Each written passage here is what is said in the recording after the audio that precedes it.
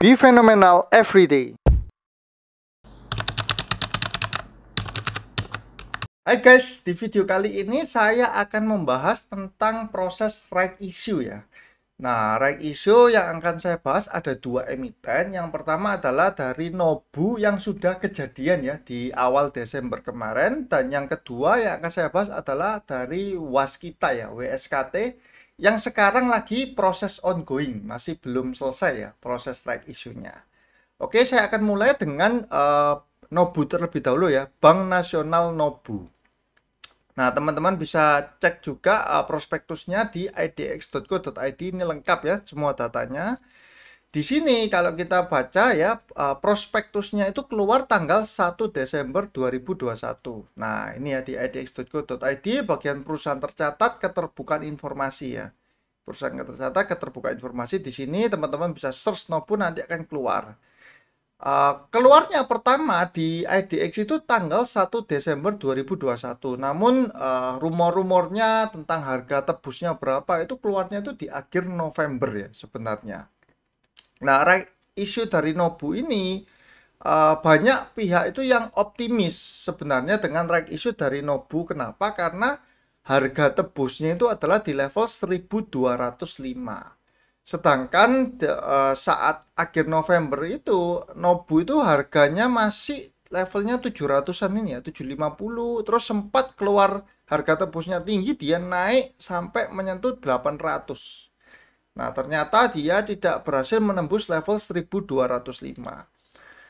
Ini ya, prospektus keluar 1 Desember. Terus ketika 1 Desember harga sahamnya open 755, closing 775, come date-nya di 7 Desember ya. Ini come date-nya 7 Desember.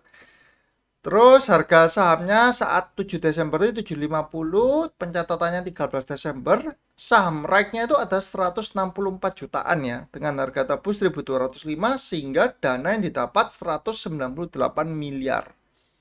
Rasionya 27 saham lama akan mendapatkan satu saham Hamet ya. Tidak ada waran di dalam proses right issue ini. Ada standby buyer PT Graha Putra Mandiri Karisma. Nah, terus harga terakhirnya 750. Equity dari Bank Nobu adalah 1,5 triliun. Market cap-nya 3,2 triliun. Kalau equity lebih kecil dari market cap, otomatis price book value-nya di atas 1 ya. Nah, terus dari data ini apa yang perlu kita cermati ketika proses right issue? Yang pertama, kalau saya biasanya melihat itu adalah dari standby buyer terlebih dahulu. Nah, apakah pemegang saham utamanya itu, pemegang saham mayoritas itu dari standby buyer, dari pemegang saham mayoritas terlebih dahulu. Apakah pemegang saham mayoritasnya akan menebus semua right-nya? Nah, itu yang terpenting ya, faktor terpenting pertama. Di sini dinyatakan bahwa PT Karisma Buana Nusantara pemegang saham bla bla bla. Nah, berdasarkan surat ini tidak akan melaksanakan Hamet yang dimilikinya. Jadi ini pemegang saham utamanya Karisma Buana Nusantara tidak akan melaksanakan Hamet ya. Nah, kalau pemegang saham mayoritasnya tidak melaksanakan, tentu itu bukan berita yang bagus ya. Kalau pemegang saham utamanya melaksanakan, nah itu berita bagus. Kenapa kok logikanya begitu? Nah, dia sebagai perusahaan aja mau kok nebus, ya kan? Jadi retail atau investor yang di luar pihak pengendali ya tentu lebih optimis untuk menebusnya. Itu yang pertama. Terus yang kedua adalah apakah right issue ini punya standby buyer ya?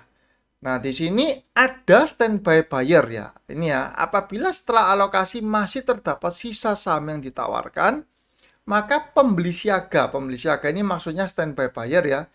PT Graha Putra Mandiri Karisma akan membeli seluruh sisa saham yang tidak diambil dengan harga yang sama dengan harga pelaksanaan yaitu 1205. Nah, kalau ada standby buyer-nya itu tentu lebih bagus daripada kalau tidak ada standby buyer-nya. Nah terus ketika ini Nobu ada standby buyer, kok bisa harganya nggak mengejar 1205? Biasanya kan kalau right issue di harga tinggi, maka dia akan mengejar ke atas kan. Nah, kita perlu cermati adalah ini ya, di prospektusnya juga dikatakan pembeli siaganya ini GPMK ini akan membeli di harga operasional dengan total sebanyak 193 miliar dengan cara apa? Melakukan penyetoran dalam bentuk lain selain uang in bank ya. Jadi dia tidak setor uang yang banyak, tapi dia hanya setor uangnya itu 5,1 miliar. Nah, padahal kita tahu ya, ini dana yang didapat 198 M, tapi dia setornya itu nanti 5,1 M. Nah, sisanya itu apa? Sisanya dia akan ini ya, ada apa namanya berita idnfinancials.com. Ini sekretaris PT Nobu akan membeli aset milik GPMK berupa gedung ya, UPH senilai 132 miliar dan sebagian ruangan di gedung Gajah Mada Tower senilai 61 miliar. Jadi ceritanya Nobu ini right issue terus sebagian besar digunakan untuk beli asetnya GPMK. Nah, sebagai asetnya GPMK. Jadi GPMK masuk, dia nggak perlu store uang 190 miliar itu, tapi dia menyerahkan gedung ini ya. Nah, ini adalah transaksi yang agak bisa dibilang kita juga mesti hati-hati ya. Karena kenapa? Yang satu, kita nggak bisa tahu berapa nilai eksak dari UPH ini kan. Jadi ini kan antara kesepakatan mereka sendiri, 132 M dan 61 M. Seumpama misalkan ternyata gedungnya ini nilainya nggak segini. Nah, bagaimana? Nah, itu sudah susah. Kenapa? Karena ini sudah ada kesepakatan dari mereka. Nah, kalau standby buyernya ini dia mau tebusnya itu uang cash semua tunai, nah itu baru kita bisa katakan bagus. Nah, atas dua hal itu, jadi pemegang saham utamanya tidak mau tebus, dan yang kedua standby buyernya tidak menebus tunai. Makanya menurut saya, kenapa kok harga saham Nobu tidak mengejar di harga tebusnya di level 1205. Nah, itu adalah untuk Nobu ya, jadi dalam setiap right issue saya selalu memperhatikan pemegang saham utamanya apakah menebus atau tidak, terus ada standby buyer atau tidak. Nah, sekarang saya akan bahas yang kedua yaitu Waskita ya. Waskita ini yang masih belum kejadian. Nah, Waskita prospektusnya keluar tanggal 17 Desember 2021 ya. Coba saya searchkan di sini Waskita.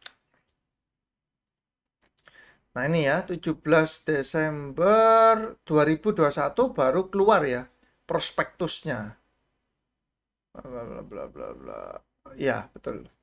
Nah, terus di saat 17 Desember harga opennya 785, closingnya malah 755, malah turun. Kenapa? Karena keluar harga tebusnya itu cuma 620, jadi di bawah ya.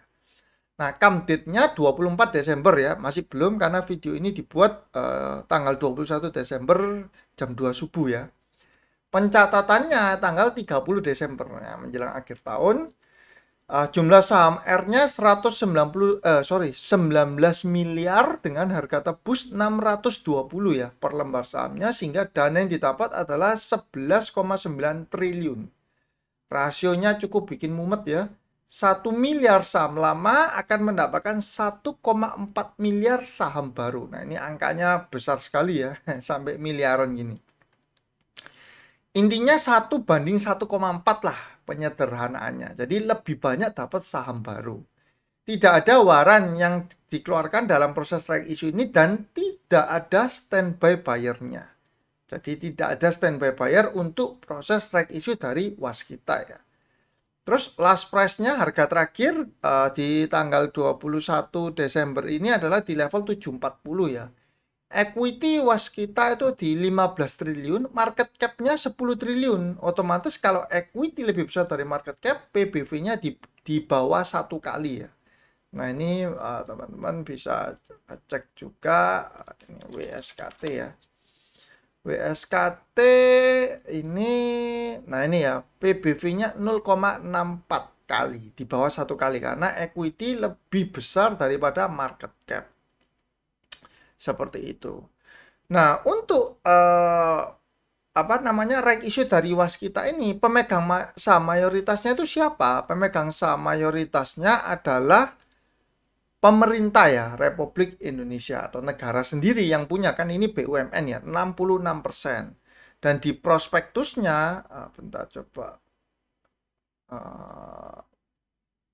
bentar ya, ini coba saya cari Waskita. Nah ini, di prospektusnya dikatakan bahwa negara sudah setuju untuk ini ya, penambahan penyertaan modal sebanyak 7,9 triliun. Jadi pemegang saham mayoritas yaitu negara Republik Indonesia itu setuju untuk menebus ya sebanyak 7,9 triliun. Nah, ini adalah sinyal positif ya untuk Waskita. Karena pemegang saham utamanya mau tebus. Terus yang kedua, loh tapi kan tidak ada standby buyer. Nah, tidak ada standby buyer-nya kan di Waskita. Otomatis sekarang yang harus dipikirkan adalah dari sisi masyarakat atau di luar negara ya. Kan ceritanya ini 66%. Bentar ini mana sih? 66% kan negara sudah pasti ditebus. Berarti kan sisanya ada 33,96% kan. Nah, apakah 33,96% ini akan menebus semua? Skenarionya adalah yang pertama, kalau misalkan ya negara Republik Indonesia kita ini yang tercinta ini berharap retail ini mau tebus ya, tentu dia tidak akan, harganya itu tidak akan di bawah 620 ya. Kalau di bawah 620 sudah 100% tidak akan ditebus kan. Ngapain retail tebus ketika harga saham induknya di bawah 620 ya, mending beli langsung aja kan induknya, misalkan tinggal 600 atau 550 ya, lebih baik beli di sini, ngapain tebus saham ranknya.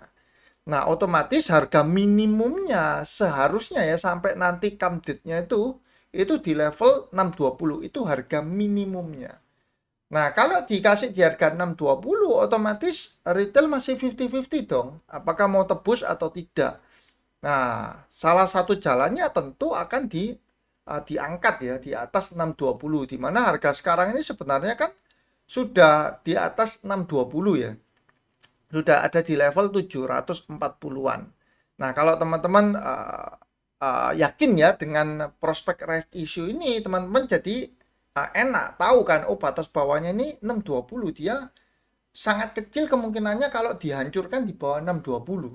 Nah, karena dia memang mau right issue kan, seperti itu, enak. Nah, kalau itu skenario pertama, jadi dia akan diangkat ya, bahkan mungkin bisa di atas level 740 ini. Kenapa? Untuk menarik minat dari retail supaya mau tebus semua. Kan pemerintah juga berharap kan supaya retail-retail ini mau tebus, sehingga Waskita ini punya tambahan modal. Tidak hanya dari pemerintah tapi juga dari retail. Nah, salah satunya dengan cara yaitu harga, kalau misalkan nih, misal ya contohnya induknya ini Waskita ini 800. Nah, terus kalau nebus di 620, nah tentu retail ini dengan senang hati ya mau tebus ya. Karena apa? Karena lo ya tebusnya kan di harga yang cukup bawah ya. Apalagi kalau misalkan induknya ini bisa 850 atau bahkan 900 ya. Nah, itu tentu jauh lebih menarik minat untuk menebus. Itu yang pertama skenarionya. Skenario kedua, kalau ya sampai ternyata ini saham ternyata dibawa turun, wah, saya nggak bisa ngomong lagi. Bisa-bisa harga saham Waskita ini kembali ke level yang di bulan Maret 2020 ya. Tinggal berapa itu Waskita di Maret 2020 itu? Karena dia akan anjlok di bawah 620. Dimana sebenarnya skenario kedua ini menurut saya kemungkinannya sangat kecil lah ya untuk terjadi. Kemungkinannya sangat kecil. Nah, tapi di saham kan kita nggak bisa memastikan 100% ya. Nah, ini Waskita ini sempat menyentuh 394 ya di Maret 2020. Nah, kalau dia sampai saat come date di bawah 620 itu ya bisa dibilang sangat berbahaya kalau yang masih memegang saham Waskita. Tapi itu kemungkinannya sangat kecil sih. Lebih masuk akal itu akan dinaikkan seperti itu. Kenapa? Karena pemerintah sendiri sudah masuk 7,9 triliun. Kan nggak bodoh, maksudnya negara sendiri kan bukan bukan bodoh ya, mau injek modal segitu banyaknya biarkan 620 tapi sahamnya hancur ya. Nah, untuk teman-teman yang mau memanfaatkan momentum ini bisa bisa menjadikan salah satu alternatif ya, salah satu pilihan untuk mengikuti right issue, karena right issue-nya akhir-akhir ini kan cukup banyak ya, apalagi bank-bank kecil ya, bank-bank digital kan mau right issue semua kan ya, untuk mencukupi kebutuhan modal. Nah, saya melihat juga Waskita ini salah satu pilihan lah yang cukup menarik seperti itu. Nah, untuk video kali ini cukup sekian ya, semoga dapat bermanfaat untuk teman-teman semua. Dan kalau misalkan teman-teman punya info ya tentang right issue yang lain, mau share infonya, bisa tulis di kolom komentar di bawah. Semoga teman-teman semakin profit ya, dan semakin sehat dan sukses selalu. See you guys.